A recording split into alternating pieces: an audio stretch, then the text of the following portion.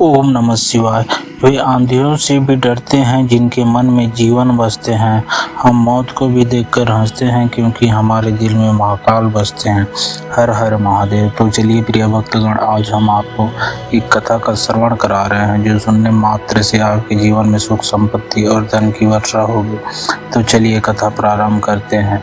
अगर आप यह कहानी सुन रहे हैं तो पूरा सुनिए। इस कथा को आधा अधूरा छोड़कर जाने की गलती मत करिएगा, क्योंकि इस पवित्र कथा को पूरा सुनने से मन चाह फल की प्राप्ति होगी। इसलिए इस कथा को पूरा सुने।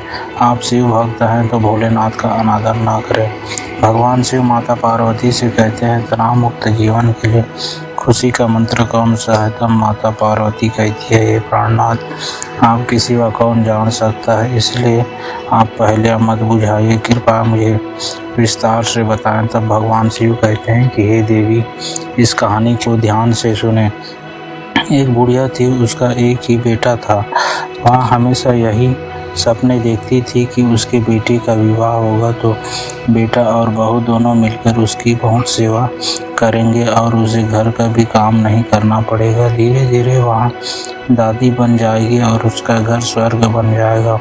आखिर वह दिन भी आ गया जब बुढ़िया के बेटे का विवाह बड़ी धूमधाम से हुआ। वह दादी भी बन गई, लेकिन संयोग से उसका कोई भी सपना पूरा नहीं हुआ।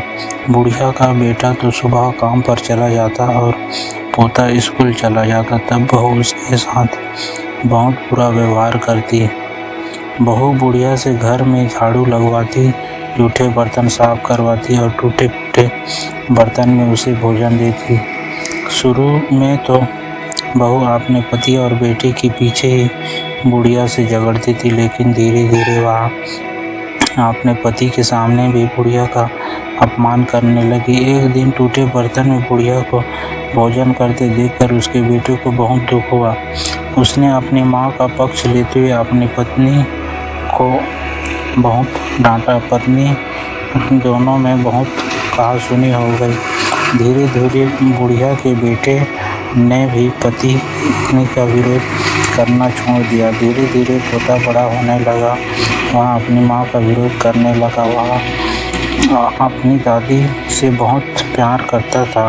अपनी दादी पर माँ द्वारा किए गए अत्याचारों को देखकर उसे बहुत दुख होता था। उसे अपनी दादी से हमदर्दी सहानुभूति थी।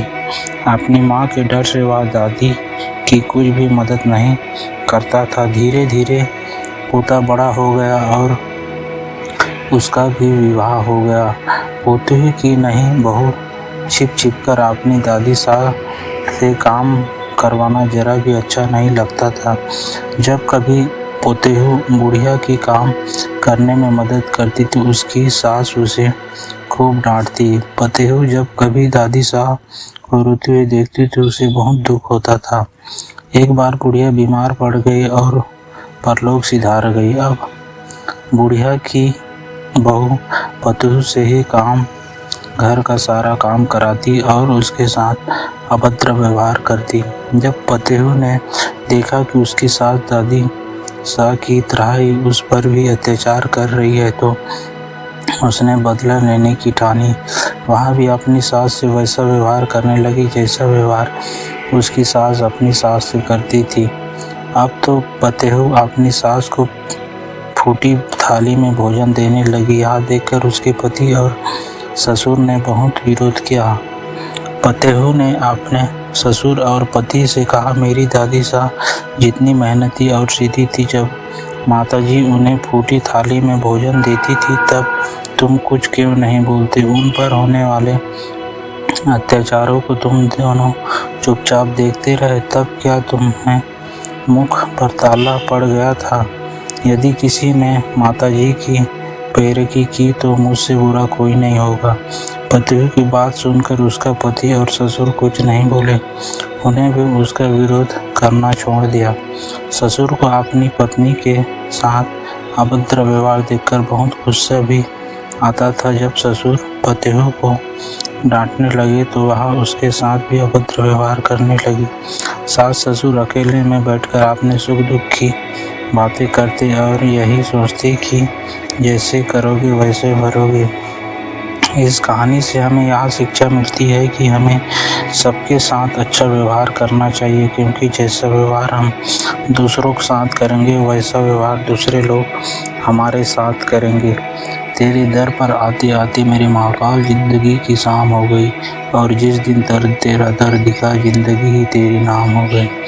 इस वीडियो को बोलते समय कोई त्रुटि हो तो मैं क्षमा चाहता हूँ। उम्मीद है आप सभी को ये वीडियो अच्छी लगी होगी। अगर आप शिव के सच्चे भक्त हैं तो चैनल को सब्सक्राइब और वीडियो को लाइक करके कमेंट में हर हर महादेव लिख दीजिए।